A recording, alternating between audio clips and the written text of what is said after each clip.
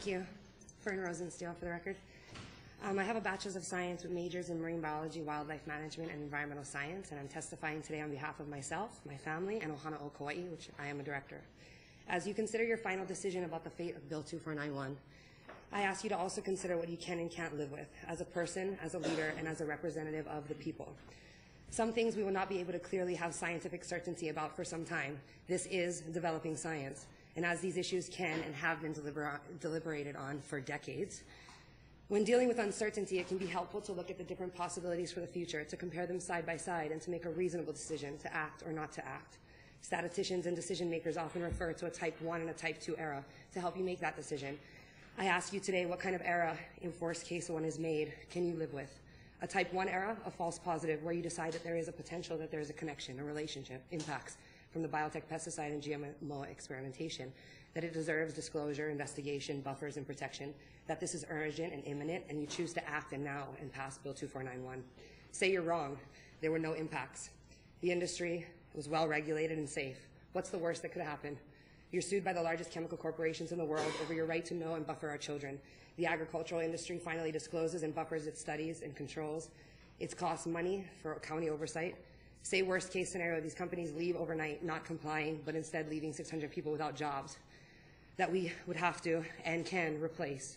Or a type 2 era, you decide not to take action because it's not your responsibility. If you're not certain, you won't be sued. You're not convinced of the scientific certainty behind the pesticide and GMO debate, so you choose not to pass the bill, but you turn out to be tragically wrong. What is the worst that can happen?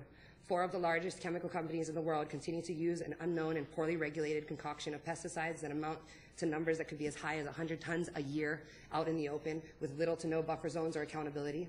The poisoning of communities continues through pesticide drift. Crops unapproved for human consumption cross-pollinate and contaminate the food supply. Heart defects, birth defects, spontaneous miscarriages, non-Hodgkin's lymphoma, asthma, and other diseases continue, or maybe even rise.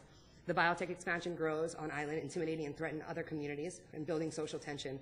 Families go months, years, more, not knowing what the impacts are to their communities, their children, their home. These already known to be highly toxic pesticides are drifting from sites. They're impacting non-target animals and plants, ecosystems, collapsing coastal sites, and destroying our water supplies. The pesticide continues to impact honey supplies and bee health with no accountability at all. And the list goes on.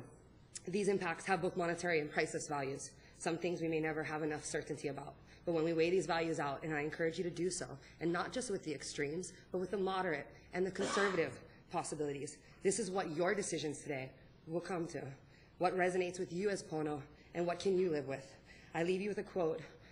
The choice, after all, is ours to make. If having endured much, we have at least asserted our right to know, and if in knowing we have concluded that we are being asked to take senseless and frightening risks, then we should no longer accept the counsel of those who tell us that we must fill our world with poisonous chemicals. We should look to see what other courses are open to us. Rachel Carson, 1964. Mahalo. Thank you very much, Fern. Thank you. Next speaker, Kama Waldman, followed